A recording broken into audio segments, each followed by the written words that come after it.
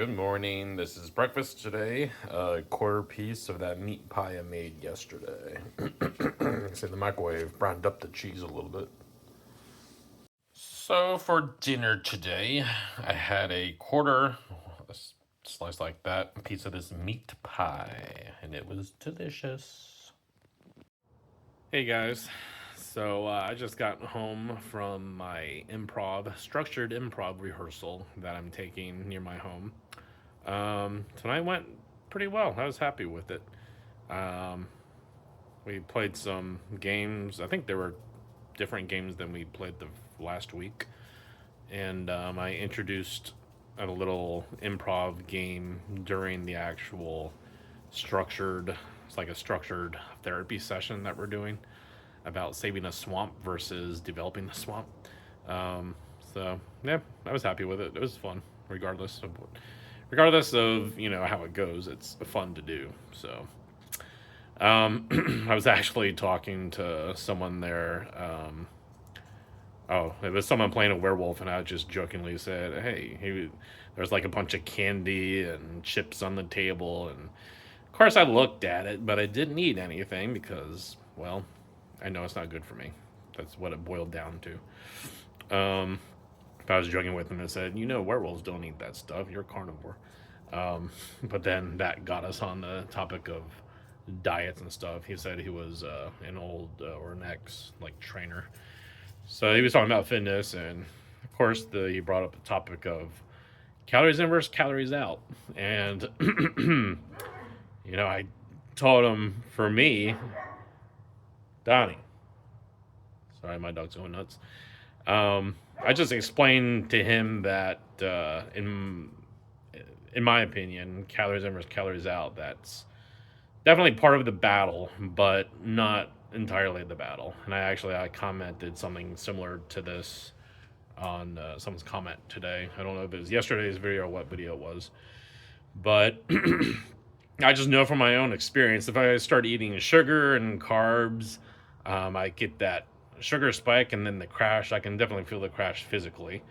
So that's one thing. I feel tired, and I, besides feeling tired, I know it affects my emotions. I'll feel more depressed, run down, just don't want to do anything, like a lot of motivation.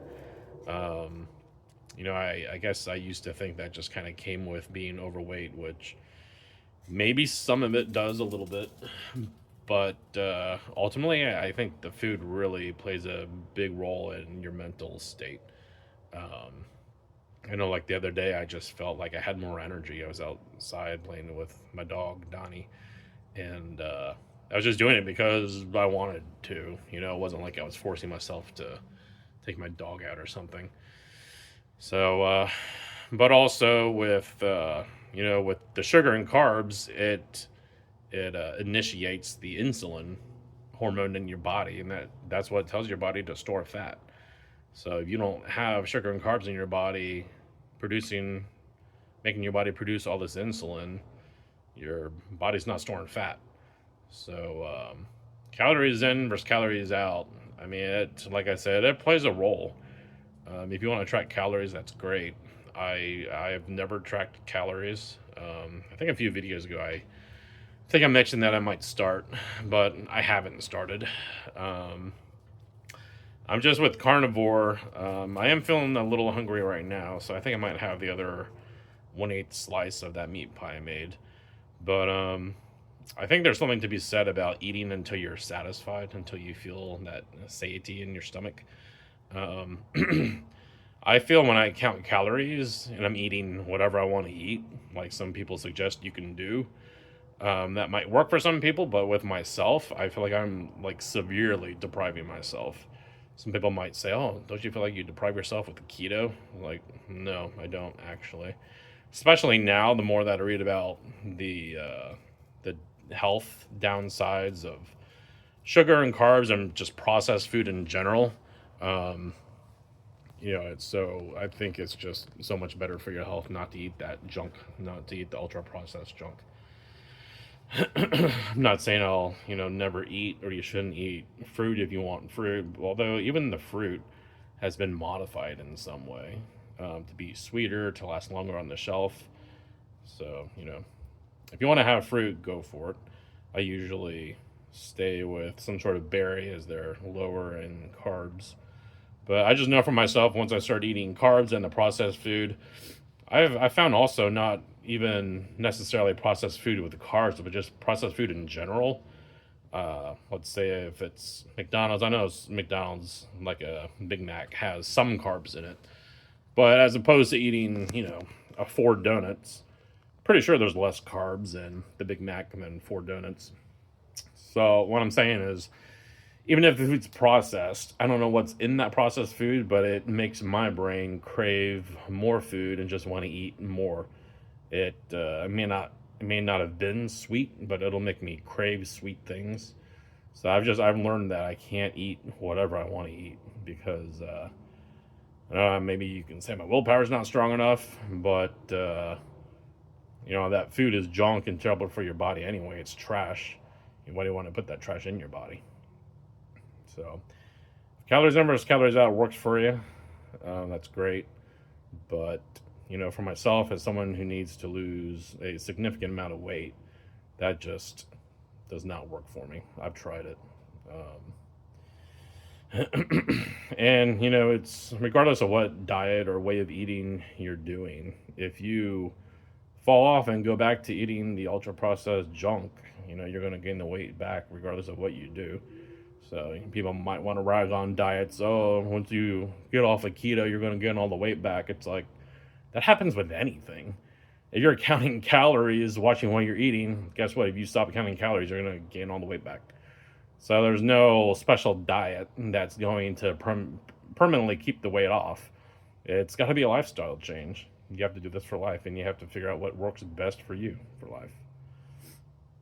So I know I'm not saying that I'll never have an ultra processed item again in my life. I know I will, but just going through this diet and lifestyle, it just makes me more aware of how that stuff makes me feel, and I'm more aware of how bad it actually is for my body. I know how addictive it is, and just the chemicals, the man-made chemicals, like it's not natural food for humans. So I think just being more aware of that helps me make better decisions and makes me feel better about the way of eating that I'm doing now, the carnivore way of eating. I don't know how long I'll be on carnivore, but if I'm not on carnivore, then I plan on doing a keto way of eating. I think a clean keto way of eating is, I don't know, I think that's probably the most optimal diet to do. So, anyway, in my opinion, as the title of this video, I think I made it, do calories count on carnivore? They play a role, but especially if you're just starting carnivore or just starting keto and you have a significant amount of weight to lose, if you cut out carbs and sugar and ultra processed food, you're not going to have to count those calories. Just eat until you feel satisfied. If you're doing either carnivore, eat as much protein as you want to eat.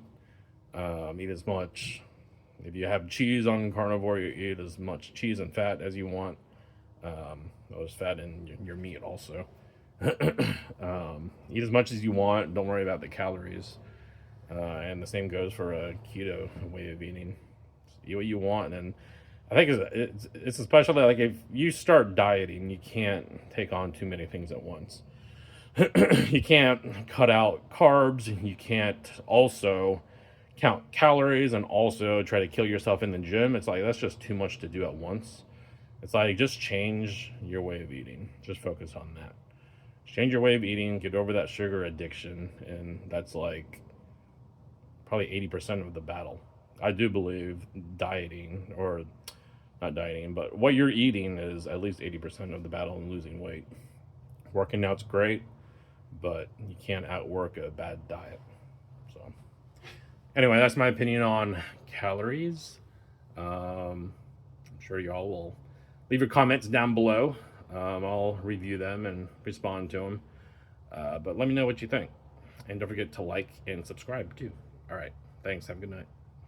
All right, so I'm back. I'm having this 1/8 piece of meat pie that I was talking about.